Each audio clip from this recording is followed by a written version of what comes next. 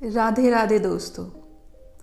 महाभारत के ये किस्से, कहानियाँ और किरदार उम्मीद है आप लोगों को पसंद आ रहे होंगे।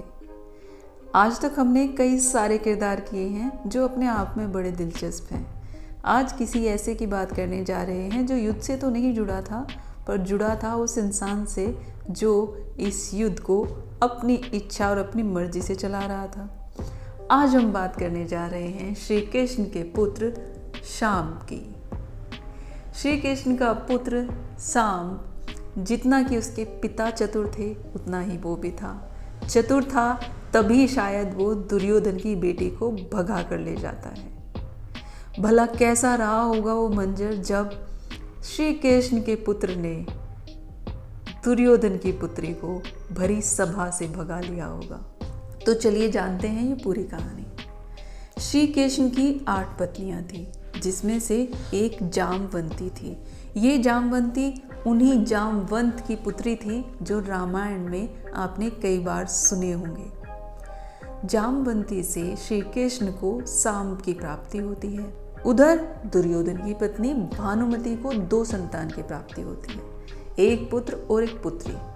पुत्र का नाम होता है लक्ष्मण और पुत्री का नाम होता है लक्ष्मणा। यही लक्ष्मणा थी जिसे शाम भरी सभा से भगा कर ले जाता है। ये तो किसी से छिपा नहीं था कि दुर्योधन श्री कृष्ण को पसंद नहीं करता था।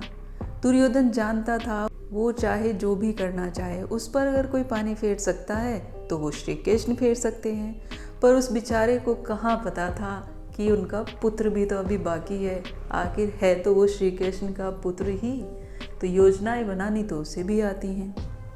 धीरे धीरे जब दुर्योधन की बेटी और श्री कृष्ण का पुत्र बड़े होते हैं, यौवन अवस्था में आते हैं, तो एक बार शाम की मुलाकात लक्ष्मणा से होती है और शाम उसे देखते ही मोहित हो जाता है और ठान लेता है कि इसे तो अपनी पत्नी बनाकर ही रहेगा।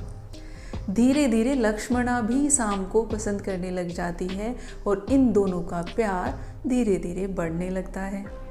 जब दुर्योधन को इस बात की भनक पड़ती है कि इन दोनों में प्रेम प्रसंग चल रहा है, तो दुर्योधन आनन फानन में एक स्वयंवर रच देता है। उस स्वयंवर में वो सिर्फ और सिर्फ यदुवंशियों को नहीं बुलाता। अगर वो यदुवंशियों को बुलाता तो वहाँ वैसे भी शाम का विवाह लक्ष्मणा से हो सकता था, पर वो जानबूझकर, क्योंकि उसके मन में जो क्रोध और जो जलन थी श्री कृष्ण के लिए, उसके चलते वो यदुवंशियों को तो बिल्कुल भी नहीं बुलाना चाहता था। जब शाम को पता चलता है कि लक्ष्मणा का स्वयंवर चल रहा है और यदुवंशियों को नहीं बुलाया गया, शाम बिना कुछ सोचे, बिना कुछ समझे दरबार में पहुंच जाता है और वहां से दुर्योधन की बेटी लक्ष्मणा को भगा कर ले जाता है। पूरे दरबार में सब लोग भौचक्के रह जाते हैं, पर जब तक लोग सोच ही रहे थे वो लक्ष्मणा को लेकर भाग जाता है। इस पर दुर्योधन जल्दी से अपनी सेना तैयार करता है और उसका पीछा करते हैं। पीछा करते हुए वो दोनों को पकड़ भी लेते हैं। जब दुर्योधन शाम और लक्ष्मणा को पकड़ लेता है तो वहाँ पर श्री कृष्ण के भाई बलराम भी होते हैं, जो दुर्योधन को समझाने का प्रयास करते हैं कि दुश्मनी एक तरफ है। अगर तुम श्री कृष्ण को पसंद नहीं करते तो उसका मतलब ये तो नहीं है कि ये दोनों भी एक दूसरे को पसंद नहीं कर सकते। ये दोनों एक दूसरे से प्रेम करते हैं और प्रेमी जोड़े को अलग करना तो सबसे बड़ा पाप होता है। पर दुर्योधन कहाँ सुनने वाला था, वो नहीं मानता और वो लक्ष्मणा को वहाँ से ले जाने लगता है। अब मैदान में उतरना पड़ता है फिर से श्री कृष्ण को।